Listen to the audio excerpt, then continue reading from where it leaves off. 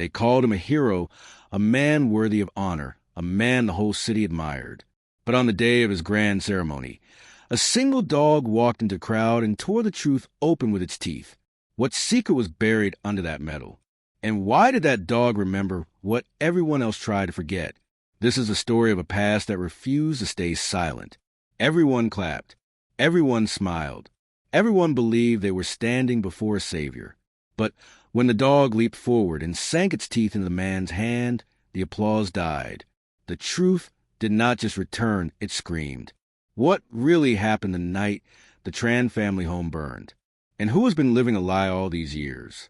Sometimes the heart of an animal remembers the pain that humans try to erase. And sometimes the past walks back into the present, teeth first. This is not just a story of a dog.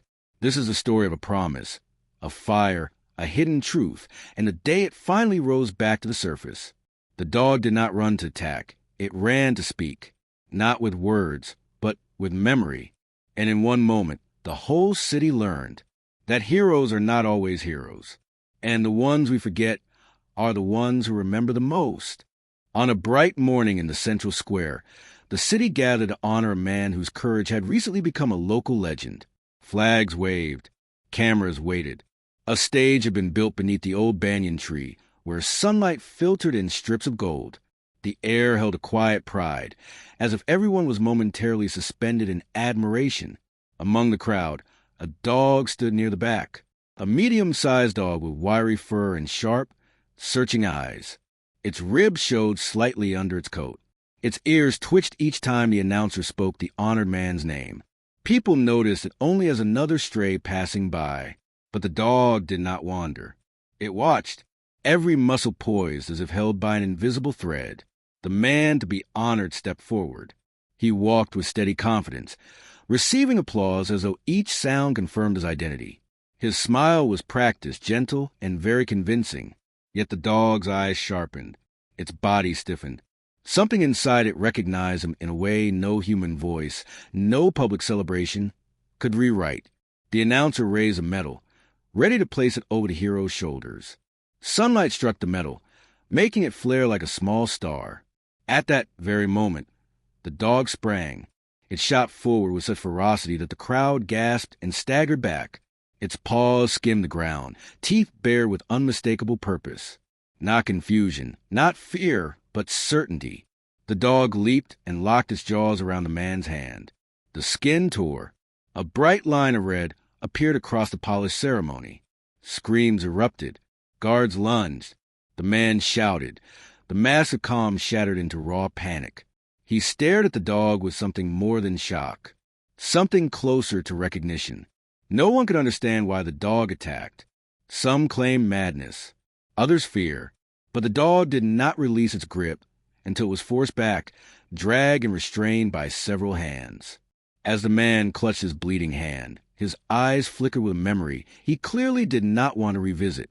The dog struggled against those holding it. It did not whimper. Its stare never left him. It was an accusation made in silence, a testimony no words could speak. A woman in the crowd covered her mouth, whispering that she had seen that dog before, near an old house at the edge of the river, a house that had burned one night when no one dared ask questions. The guard began shouting for explanations. Reporters raised cameras. The audience murmured, confused, divided, unsure what truth had just clawed its way into the open.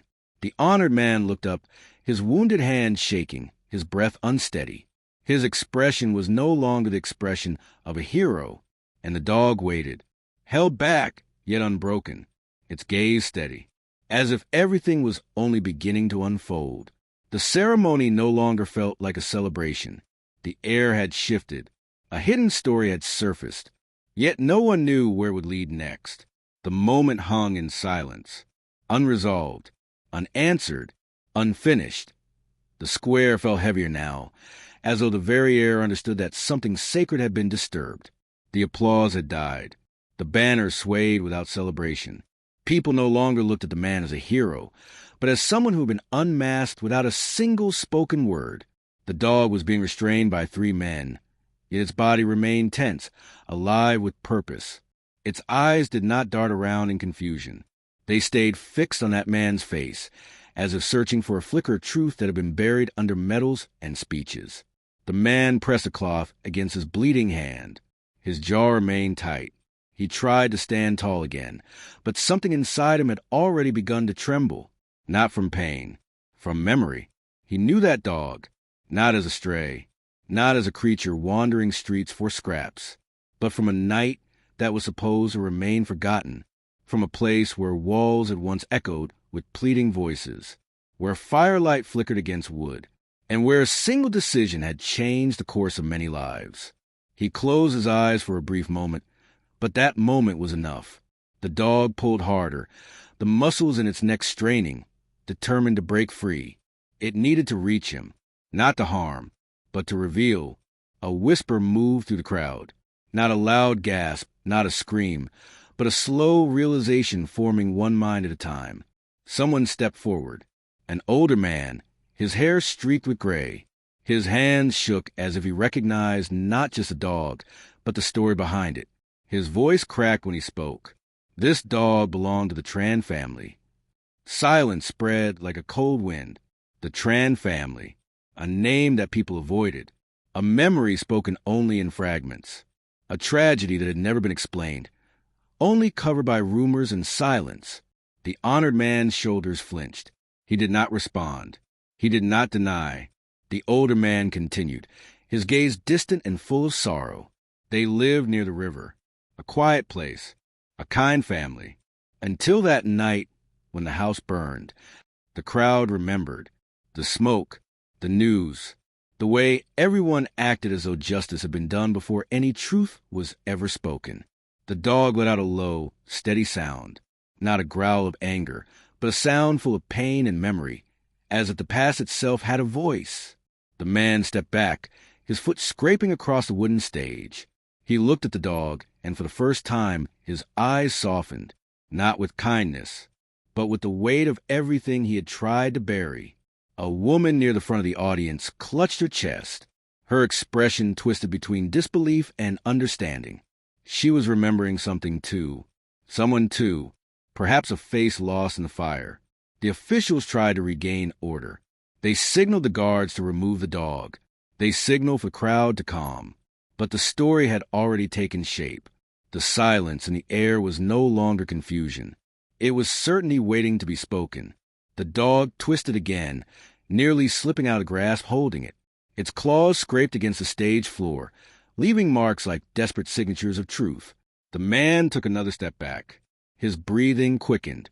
His voice tried to form words, but the words refused to come, because the truth, once awakened, does not return to sleep. Everyone held their breath. The city square felt like a courtroom without walls, a place where long-buried actions had finally come to collect their due, and in that moment, something began to move again. Someone in the crowd stepped forward, someone who had been silent for years. Their mouth opened to speak. What they were about to say was the final thread, holding everything together, but the words had not yet left their lips. The person who stepped forward was a woman in her late 40s. Her clothing was simple, but her presence carried weight. Not because she was powerful, but because her silence had lasted too long. Her footsteps were slow and steady. The crowd parted for her, without being asked. Every movement she made felt deliberate, as if she had been waiting for this moment longer than anyone knew. Her eyes moved first to the dog. The dog stilled. Its body stopped struggling, though its breath remained sharp and uneven. There was recognition there, the kind that lives in the deepest part of memory. Then her gaze shifted to the man on the stage. He tried to lift his chin again, to recover his composure, but the attempt failed. The woman's arrival had taken the last of the distance he could hide behind. She spoke his name, not with anger, not with accusation, but with a calm that felt heavier than shouting. People leaned in listening. "You remember me," she said. It was not a question. The man swallowed. His injured hand trembled slightly under cloth. He did remember. The crowd waited. The woman continued, her voice steady, though her eyes were wet with something old and unrepairable. "You were there the night of the fire. Gasp spread like a soft wave across the square. Not loud, not dramatic, but full of realization. The officials tried once again to interject, to demand silence, to restore order. But the people were no longer listening to authority. They were listening to the truth that had finally found a voice. The woman stepped closer. The Tran family was not supposed to be harmed, she said. Her words carried the weight of betrayal. The fire was meant to scare them. Nothing more. The dog tensed again, but this time not to attack. To remember. The man closed his eyes. His jaw clenched. The crowd watched his every breath. Something went wrong, he murmured. His voice was quiet, strained, as if dragged from his chest. It was not supposed to spread. The wind changed. The flames moved faster than we thought. The woman stared at him. You left him inside. Silence. A silence so deep it felt like the ground itself stopped breathing. The man did not deny it. The dog's eyes gleamed with tears that never fell, yet were felt. The woman's voice shook now. They tried to get out. The son almost reached the door. He was holding this dog. The crowd froze. Those who had not known the story felt their hearts tighten. Those who did know but had lived pretending they did not began to lower their heads. The dog pulled again, not toward the man, but toward the woman, as if remembering the boy's final push. The sound of the door, the heat, the smoke, the desperate attempt to save one small piece of the world he loved. The man on stage opened his mouth, but no words came. All the speeches prepared for the ceremony no longer had a place to exist. The woman looked at the crowd now, not just the man. Her voice steadied again. Ask him why he was there at all that night. Ask him who ordered it. Ask him why the fire was needed. Murmurs began to rise, not out of confusion, but out of awakening. The ceremony had become something else entirely. The dog, still held tightly, watched every face. Its breathing slowed. Its purpose was not revenge. It was remembrance. The man took one step back, then another. The guards hesitated, unsure of whose orders to follow anymore. Officials exchanged glances, terrified of what might be spoken next. The woman inhaled deeply, as though gathering something fragile and heavy inside her chest. She was about to speak again. This time, it would not be memory. It would be truth. But before a single word could leave her lips, the sound of hurried footsteps echoed from behind the stage. Someone else had arrived. Someone whose presence made even the dog stop moving entirely. From behind the stage, a man in a dark uniform emerged. Not part of the ceremony. Not one of the security guards. His steps were firm, heavy, and purposeful, as if he knew exactly how the moment would shift the instant he appeared. The crowd instinctively parted again, though no one understood who he was. His eyes did not scan the audience. He walked straight toward the stage, toward the woman, the dog, and the man whose honor had just begun to dissolve. The dog fell completely silent.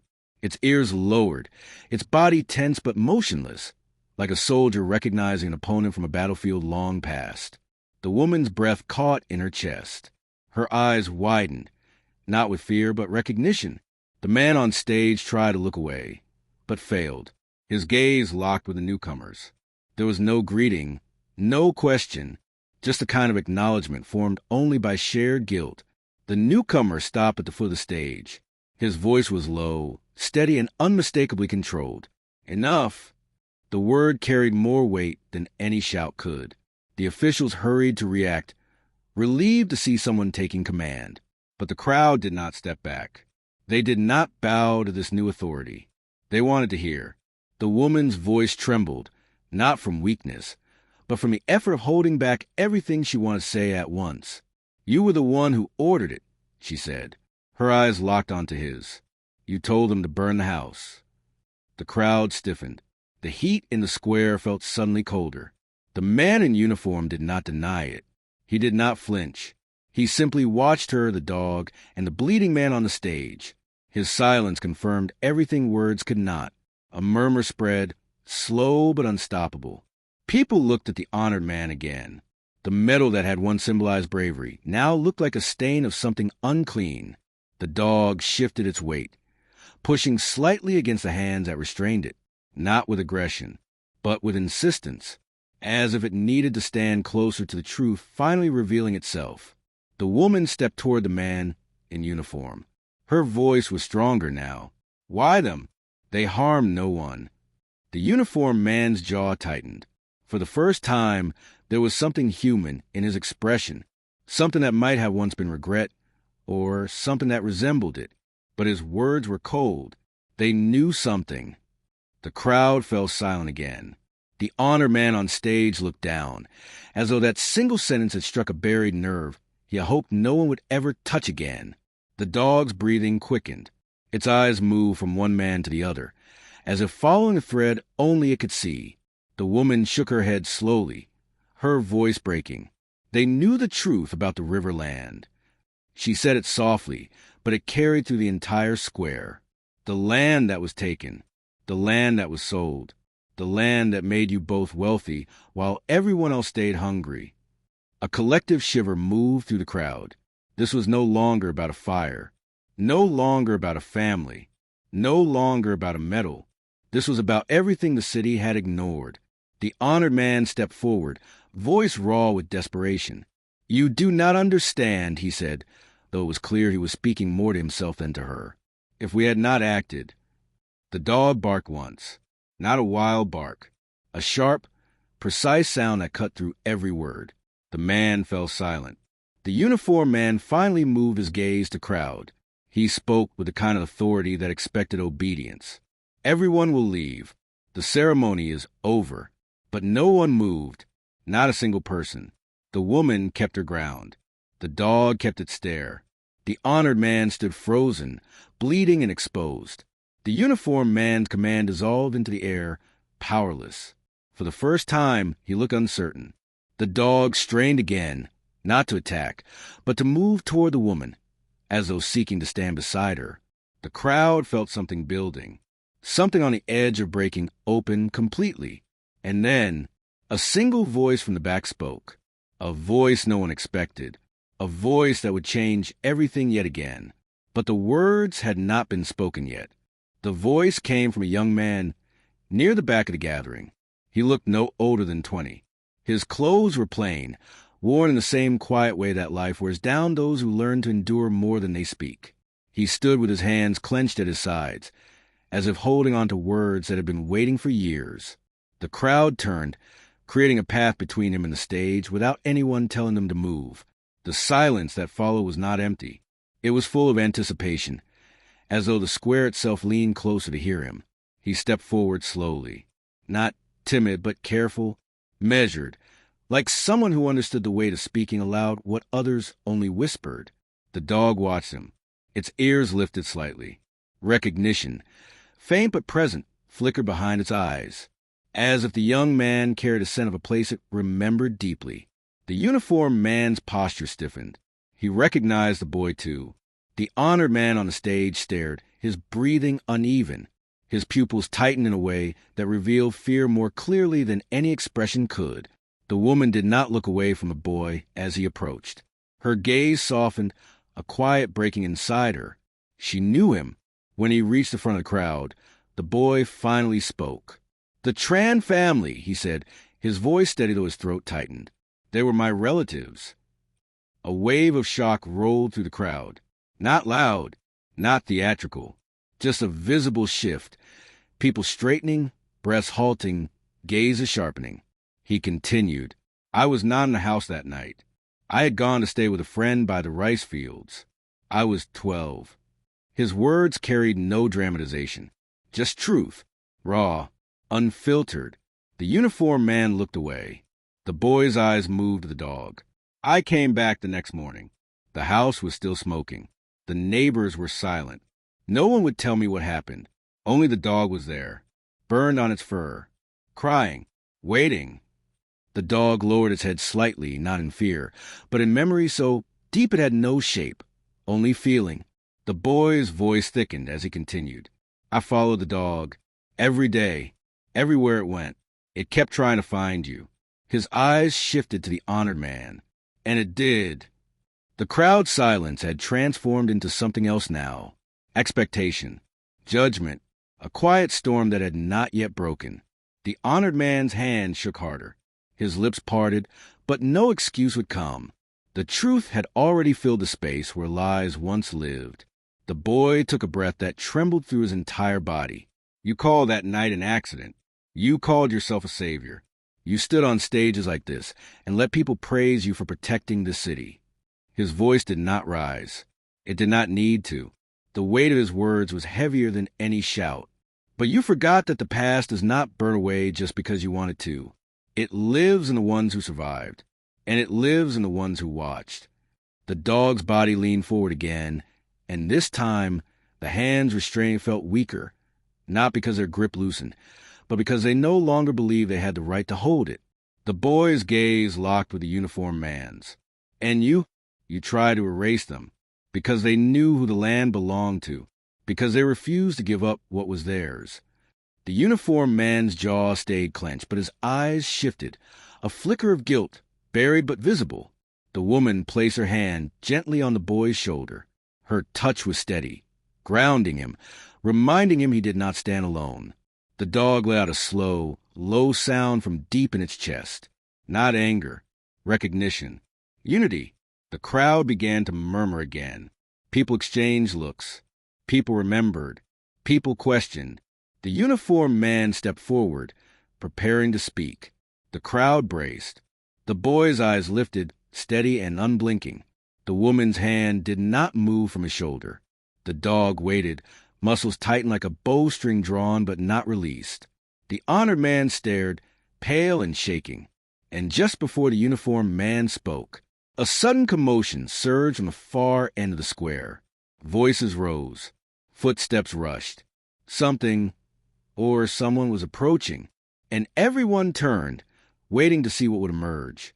The commotion at the edge of the square grew into clear shapes. Several elderly villagers were making their way forward. Their pace was slow, their steps careful, yet their presence carried a quiet authority that could not be dismissed. People parted again, not out of curiosity this time, but out of respect. Among them was a man leaning on a carved wooden cane. His face was lined with age, but his eyes were sharp and unclouded. When he looked at the dog, the animal stopped moving completely. Its breathing steadied. Its tail lowered. Recognition deeper than memory passed between them. The old man reached the front and lifted his gaze to the stage. His voice was thin, but strong enough to reach every ear. I saw everything the night the Tran house burned. The honor man's last defenses seemed to crumble. His shoulders slumped. The uniformed man exhaled through his nose, but did not step away. The old man continued. I saw who gave the order. I saw who lit the first flame. I saw who left when the fire took hold. The crowd did not gasp this time. They no longer needed shock. They needed truth. The old man turned his gaze to the dog. This dog tried to pull the boy free. It clawed at the door until its paws bled. It almost worked, but the roof fell. The boy looked down. Tears gathered but did not fall. His breathing remained steady, held together by the hand on his shoulder. The woman whispered, "They should have been remembered." The old man nodded. "They will be now." He stepped aside. The square was no longer a place of ceremony. It was a place of reckoning. The uniformed man looked at the honored man. Two men who had once stood side by side, believing their actions would remain hidden forever. Now they stood alone. The honored man lowered his head. "I thought I could make it right by becoming someone else," he said quietly. "I thought if I served this city, if I protected it, I could drown what I had done." He looked at the dog, at the survivors, at the truth. But the past does not stay buried, not when a witness still breathes. He removed the medal himself. It hung heavy in his blood-stained hand. No one applauded. The uniformed man stepped back, his grip on authority breaking. He looked smaller now, as if the weight he carried was finally settling where it always belonged. The boy approached the dog and placed his hand gently on its head.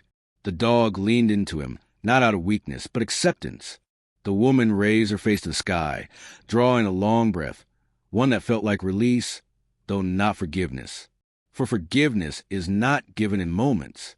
It is something earned, if ever earned at all. The crowd no longer murmured. They simply stood together, quiet, present, witnessing a truth uncovered after too many years. The square did not feel heavy anymore. It felt honest. The boy spoke one final time. This story does not end here. His voice was calm.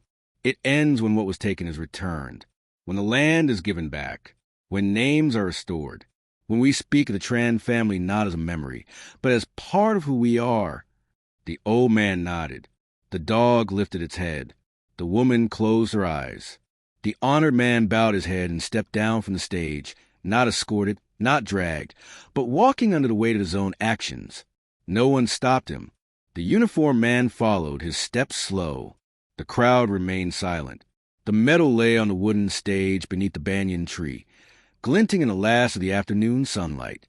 No longer a symbol of honor, but a reminder. The dog and the boy stood together as the wind moved gently through the square, carrying voices of the past with it. The city would not forget now. And the story finally came to rest. Quiet, complete, and true.